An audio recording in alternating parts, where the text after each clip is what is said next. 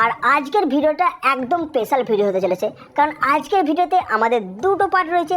আর first পার্টে তোমার জন্য রইল জামাই বদল সিনেমার অসাধারণ কিছু মুভি মিস্টেক। চলো আজকের ভিডিও শুরু করা যাক, লেটস বিগিন ইট।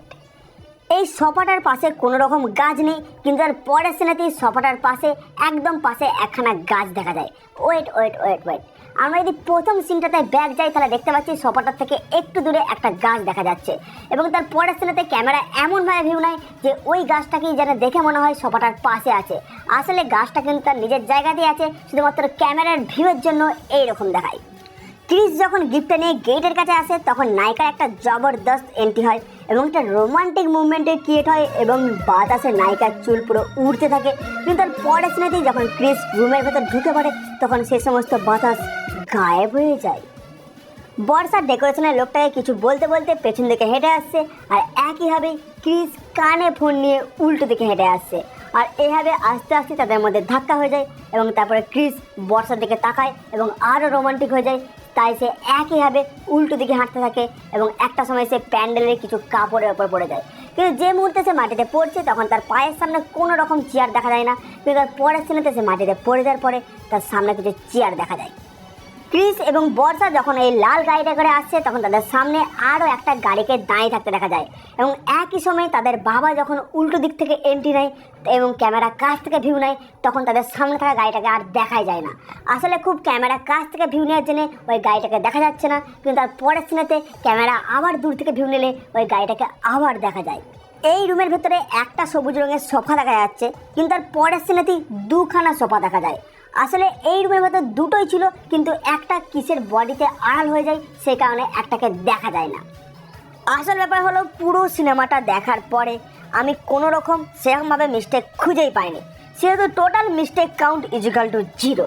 হ্যাঁ, যারা হেটার্স আছো তারা প্লিজ লাইক দিয়ে দাও, কারণ এটা রেড কার্ডের প্রথম ব্যর্থতা। চলো আমাদের ভিডিওর নেক্সট পার্টের দিকে যাওয়া যাক, পার্ট 2। এরপর আমরা দেখব আমরা যে সমস্ত সিনগুলোকে রিয়েল বলে ভেবে এসেছি এতদিন ধরে, তো সে সমস্ত সিনের বেশিরভাগই স্ক্রিপ্টেড হয়ে থাকে। যেমন WWE-তে যে সমস্ত ফাইটিং হয় সেই সমস্ত ফাইটিংগুলোকে আমরা এতদিনভাবে রিয়েল বলে ভেবে এসেছি, কিন্তু এগুলি বেশিরভাগই স্ক্রিপ্টেড হয়।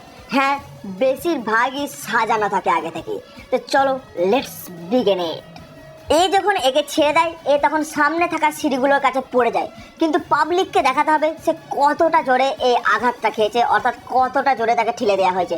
কেন সে দেখানোর জন্য সে নিজের হাতে করেই তার সামনে থাকা সিঁড়িগুলোকে উল্টে ফেলে দেয়।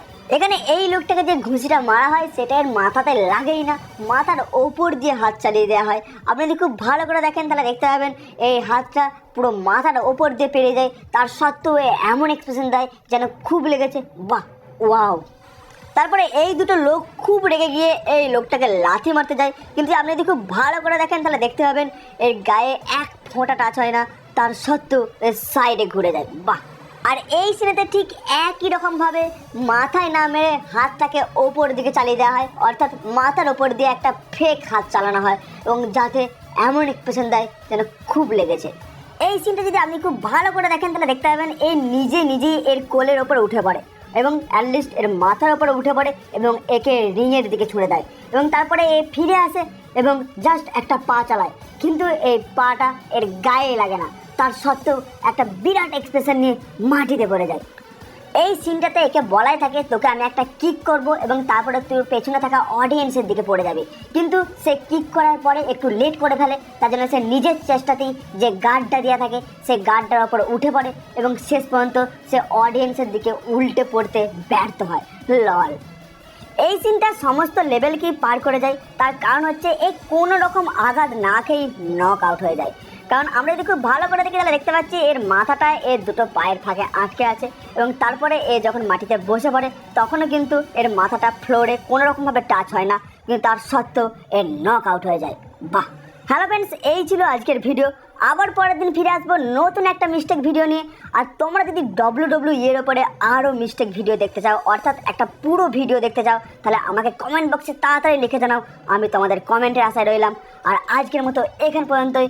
থ্যাংক ইউ, বাই বাই, জয় হিন্দ, বন্দে মাতরম।